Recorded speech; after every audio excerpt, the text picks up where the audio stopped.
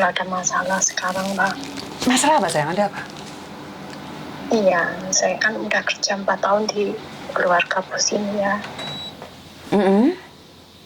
Terus habis itu Mbak, saya kan waktu pulang bulan Agustus itu saya ada hutang sama bos. Sebentar Mbak, sampean tahu kan tiket, setiap kali telepon masuk ke saya secara langsung dan tidak langsung masuk di YouTube sama di Facebook. Jadi hati-hati, jangan pernah menyebut nama siapapun termasuk namamu sendiri karena saya tidak ingin setelah viral kalian minta take down.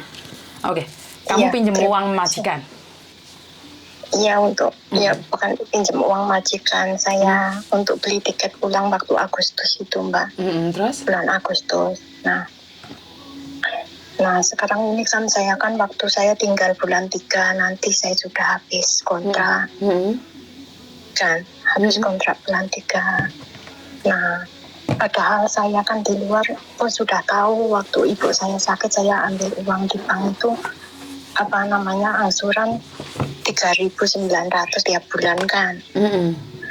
Nah setelah itu Mbak tiap tanggal akhir bulan kan harus membayarnya tanggal 17 kan harus membayarnya, tetapi setiap saya minta pasti bos itu kan marah katanya saya punya utang. Terus habis itu Mbak yang saya jadi pikiran kan saya kurang 2 anjuran lagi ya, kurang bulan 2 ini sama bulan 3 besok kan. Nggak tahunya tiket itu sama bos saya itu tiketnya itu terlalu mahal katanya, tapi semua itu nggak ada resipnya. Juga hotel itu waktu karantina 3 hari itu apakah harus saya bayar sendiri, katanya saya yang harus bayar. Gitu. Padahal bos waktu itu ya waktu 2 tahun yang lalu kan dia janji sendiri sama saya, cuaca belum bagus nanti saat cuaca bagus kamu saya kasih pulang, dia janji sendiri. Nah giliran kemarin dia bilang karena saya belum habis kontrak 4 tahun katanya, jadi semuanya harus bayar sendiri gitu Mbak. Jadi utang tiket itu semuanya, utang tiket sama hotel itu kata dia itu 12.500 gitu katanya tiket ke Jakarta saja, itu Jakarta sama hotel itu 3 hari itu begitu. Nah sekarang itu padahal bank harus dibayar tanggal 17 kan. Nah bos tidak ngirim saya lagi. Padahal bulan 3 nanti saya harus keluar dari sini. Gitu. Jadi saya harus ambil tindakan bagaimana kira-kira Mbak, saya cuma minta solusinya saja. Sebentar, sampean punya utang bank, sampean punya utang bos gitu maksudnya sampean? Bener nggak? Iya. Oke. Iya betul, utang bos itu untuk tiket kemarin. Oke. Apakah waktu kamu perjanjian tiket kemarin dan karantina itu kamu setuju? Ya waktu tiket saya setuju, tapi kalau karantina itu kan saya tidak tahu itu harus saya apa bos yang membayarnya. Tetap bos yang membayar? Tetap bos ya, tetapi dia tidak mengakuinya. Dia bilang kepada saya katanya agent mengizinkan bahwa karantina itu adalah harus CC yang bayar, katanya seperti itu. Bukan agent ya, sebentar ya, tak ambil kontrak kerja ya, sebentar, tak baca kontrak kerja. Iya. Oke. Saya tidak berbicara tentang agent atau apa ya, ini yang saya berdasarkan kontrak kerja aja ya. Iya. Oke. Satu hal yang perlu digarisbawahi, bukaan kontrak kerjamu halaman pertama. Iya, betul.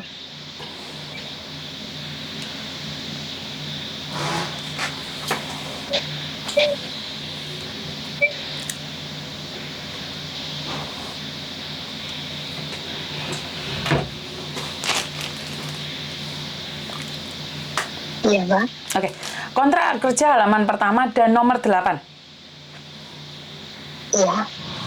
Apa yang kamu baca di situ? Saya sekarang tidak bisa.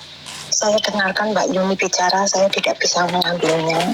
Enggak apa-apa. Menurut pengertiannya sampean aja apa itu? Dengan 2 baby di sini Mbak Yuni, saya nggak bisa keluar. Itu semua orang-orang tidak di luar sana. ada mbahnya juga. Nanti saya buka drawer itu orang pasti banyak pertanyaan kepada saya. Maksudnya gimana? Nggak paham saya. Di kamar. Sekarang saya di kamar sama 2 baby. Saya kan jaga 2 baby. Mbak Yuni di sini. Oke. Jadi kamu nggak bisa ngomong, oke, nggak apa-apa. Di situ saya jelaskan sekali lagi, di mana di ayat ke-8, di pasal 1, medikal itu termasuk majikan yang membayar, dan untuk konsulat juga majikan yang bayar, visa itu majikan yang membayar, asuransi majikan yang bayar, dan untuk 8 ya, majikan harusnya yang bertanggung jawab atas segala kebutuhan atau kepentingan selama pembantunya datang dari Indonesia. Jadi termasuk tiket juga harus majikan yang menanggung. Saya tidak tahu perjanjian model apa yang kalian katakan pada majikan. Saya tidak tahu karena kalian yang berbicara ya. Tapi kita berbicara tentang pasal. Pasal mengatakan bahwa majikan yang harus bertanggung jawab. Termasuk hotel, tiket, karena waktu itu kan tidak dikatakan di sini majikan harus nanggung karantina, tapi kan setidaknya majikan yang harus menanggung karantina. Karena memang kalau mengizinkan pulang berarti kan mengizinkan juga untuk membayar hotelnya. Kenapa banyak majikan yang tidak mengizinkan pembantunya pulang waktu itu? Karena memang hotel mahal. Jadi saya tidak tahu perjanjianmu sama majikan. Waktu itu saya seperti apa kan saya tidak tahu. Tapi saya berbicara tentang pasal. Jadi kamu bisa ngengkel sama majikan. Kamu dipotong, ya kamu harus ada buktinya. Kamu kalau ngambil dari uang tiket saya dan juga uang hotel, maka saya akan tanyakan pada labor, apakah peraturan ini benar? Kamu ngomong sama majikan? Oke, ya. Karena sama ini bingung Mbak antara diutang majikan dan diutang bank, bener nggak? Iya benar Mbak. Iya benar. Lah iya kok sampean sing gak gelem renew apa majikanmu sing gak gelem renew sayang? Ya sebenarnya kalau itu majikan itu kan mau renew saya, tetapi dengan kesalahan saya dan majikan itu diam itu sampai last menit kemarin ini baru dia bilang mau renew, tapi dengan alasan mau renew saya, tetapi dia nggak mau tahu dengan uang bank saya, dia mau potong uang saya yang dia punya hutang saya. Jadi bingungnya di situ Mbak. Jadi saya itu harus langkah bagaimana? Bukan sampean punya utang kan tentang hotel dan itu kan? Tentang hotel uang dan tiket kan? Iya. Iya jadi, kamu kemarin itu iya. Kemarin saya kan sudah minta tolong betul Mbak. Ibaratnya saya pun bisa langsung sebabnya yang akan datang saya pun masih punya uang tiket kan bisa dipotong untuk bayar hutang kan, begitu maksud saya kan. Nah, yang penting saat ini saya minta tolong itu untuk bayar bank saya, maksud saya seperti itu. Tapi bos nggak mau, dia katanya dia nggak ada uang lah, inilah itu harus dipotong semua. Dan kata dia itu hotel juga saya yang nanggung. Saya bilang ya saya nggak mau engkel masalah itu, yang penting tolong saya untuk membayar bank saya dulu. Jadi setelah itu saya kan bisa lanjut seperti itu ya Mbak. Kalau dia minta saya seperti itu, jadi gimana caranya biar pekerja ini juga bisa lanjut juga bosmu. Kalau masih mau saya ya semuanya bisa lanjut, tapi dia nggak bisa seperti itu. Dia malah bilang di sini saya bos apa kamu yang bos? Dia malah seperti itu. Kenapa kamu ngatur saya? Saya tidak ngatur, saya mohon, saya minta tolong kan seperti itu ya Mbak. Jadi intinya majikanmu sebenarnya tahu apa yang terjadi denganmu, makanya dia dengan sengaja melakukan seperti itu. Benar nggak? Ya nggak apa-apa loh kalau dia nggak mau terima ya. Kamu mau tidak mau ya udah pergi aja dari situ, dan kita berbicara tentang peraturan. Kalau dia maksa kamu motong gaji kamu nggak boleh tanda tangan apapun di bulan itu ya. Iya. Jadi kamu nggak boleh tanda tangan apapun yang diberikan majikan. Jadi kamu bilang sama majikan, tunggu saya laporan ke labor. Kalau kamu mau ambil uangku, aku nggak mau tanda tangan. Begitu. Betul. Oh, ya. Karena gaji itu tidak boleh dipotong. Kamu punya utang itu kamu bayar sendiri. Oh iya. Jadi nggak bisa dipotong dari gaji. Gaji ya gaji, utang ya utang. Oh gitu. Ya. Jadi kalau kamu majikannya motong ya kamu cerita sama agenmu loh. Kamu sudah bicara dengan agenmu belum sayang? Saya bicara sama agen Pak, tapi agen saya itu tidak dia tidak membantu dengan dengan saya, tidak membantu itu anak buahnya, ibaratnya dia itu mungkin memihak kepada bos saya apa bagaimana. Padahal kesulitan saya masuk di sini Mbak, tanda tangan dengan kontrak itu dengan dengan suasananya di sini ini betul-betul jauh. Ibaratnya nggak sesuai lah. Dulu ditanda tangan kontrak ada kamar, ternyata nggak ada kamar, tidur di dapur sampai sekarang 4 tahun saya pun tidur di dapur tidak apa-apa. Dulu kata orangnya cuma 5 orang, ternyata di sini 8 orang. Kan saya pun ya tidak pernah bicara dengan, nggak pernah komplain sama agent, saya nggak pernah bicara apa-apa. Tidak pernah Mbak, kesulitan saya di sini. Betul, tapi kemarin saya bicara sama dia malah saya bilang masalah itu ya uang tiket, terus masalah gimana dengan saya, dia cuma oke saja. Habis itu dia nggak ada respon apa-apa lagi sampai sekarang. Makanya saya bingung. Oke, berarti sampean sudah tahu kan apa yang harus sampean lakukan. Ingat, majikan tidak boleh tiba-tiba memotong gaji kamu karena punya utang. Itu bisa dibicarakan karena gajimu adalah gajimu. Karena itu saya selalu bilang sama majikan saya, jangan pernah meminjamkan uang sama cecenya. Karena gaji adalah gaji, tidak boleh dipotong. Maka kalau dipotong ya kamu boleh laporan. Karena gajimu ya gajimu, utang kan nggak ada buktinya. Iya. Utangnya buktinya tiket itulah karena ibu saya tiket itu keras. Bukan tiket itu tetap tanggung jawab majikan, Mbak. Oh itu ya. Betul. Oh, ya. Itulah makanya dia tiket itu dia nggak mau motong yang nanti uang tiket nanti, dia nggak mau, dia mau motong sekarang. Ya enggak, tiket itu loh. Makanya kalau majikanmu maksa, ya kamu laporkan ke labor atau laporkan ke KJRI. Gitu ya. Betul. Oke. Ya. Yang penting ingat jangan pakai emosi, yang penting tenang. Ngerti?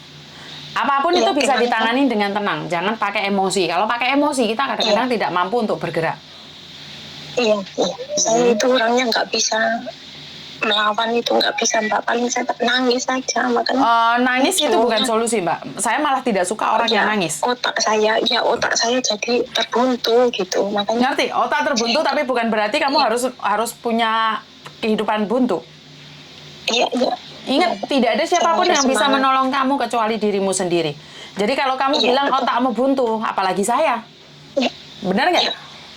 Terima kasih ya. Harus semangat. Terima kasih sekali. Harus semangat. Ya. Terima kasih ya. Atas penjelasannya, betul-betul terima kasih.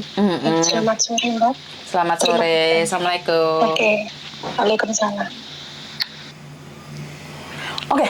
Sebenarnya saya ingin bilang bahwa kenapa sih majikan dari saya selalu bilang jangan pernah meminjamkan uang ke cecenya. Karena saya pernah satu kasus di mana majikan meminjamkan uang pada cecenya dan cecenya nggak mau balikin. Giliran cecenya melaporkan ke labor karena tidak digaji, itu majikannya yang ribet. Karena masalah satu itu, saya tidak ingin meribetkan majikan, saya juga tidak ingin meribetkan cece. Jadi saya tidak pernah mengizinkan majikan punya utang piutang sama cece. Karena saya tidak ingin giliran ditagih cecenya nggak mau bayar dan ngeleborin majikan. Itu apakah bisa, Miss Unique? Bisa. Karena saya pernah menangani berapa tahun yang lalu ya. Tapi yang untuk sekarang ini saya tidak. Karena mungkin saya tidak punya agent, saya bukan agent, jadi saya tidak ada kasus-kasus seperti ini. Karena saya lebih memilih berdamai dengan majikan. Saya selalu bilang, udahlah, jangan bikin ribet. Tapi zaman dulu 10 tahun yang lalu, itu majikan memang nantang. Dan dia bilang, ngelebor aja loh, ke lebor aja. Akhirnya kita ke lebor dan majikannya waktu itu kalah. Jadi sekarang saya selalu menghimbau pada majikan-majikan saya untuk jangan meminjamkan uang pada cecenya. Begitu juga dengan cecenya, jangan pernah meminjam uang dari majikan. Karena saat di interminate yang susah kalian. Karena sekali lagi, apalagi saya bukan agent ya, hari-hari ini saya akan tetap mengatakan bahwa mana yang seharusnya kita lakukan dan mana yang tidak seharusnya kita lakukan. Kadang-kadang kita memaksakan diri kita untuk menjadi lebih baik. Kita memaksakan kehidupan kita itu sempurna sama dengan orang lain, padahal salah. Kita tidak pernah di fase mereka, karena itu kita tidak bisa menghakimi diri kita atau seolah-olah mengharapkan atau menuntut orang lain sama dengan kita. Apalagi mengharapkan seseorang itu lebih baik dari kita atau kita lebih baik dari orang lain, karena kita tidak pernah ada di tempat dia, bagaimana susahnya, bagaimana senangnya. Jadi buat teman-teman, kehidupan ini punya proses masing-masing, kehidupan ini punya kehidupan beda-beda. Jadi jangan mengatakan atau mengharapkan bahwa kita akan sama dengan orang lain.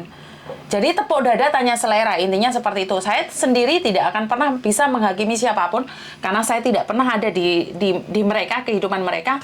Mereka curhat sama saya cuma memberikan yang menurut pendapat saya.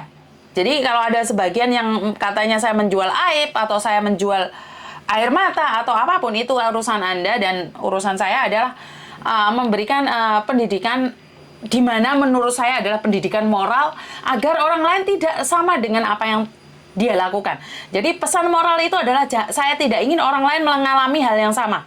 Jadi kalau Anda mengambil negatif dari konten saya, itu adalah hak Anda, tapi tujuan awal saya, sekali lagi, tujuan awal saya adalah untuk memberikan motivasi, memberikan kekuatan, memberikan pesan-pesan di mana jangan sampai terjadi pada saya, kalau seperti ini maka berakhir seperti ini. Kalau seperti itu maka akan berakhir seperti itu. Dan ingat, saya bukan peramal dan saya bukan dukun. Anda datang ke saya mencari solusi menurut pendapat saya.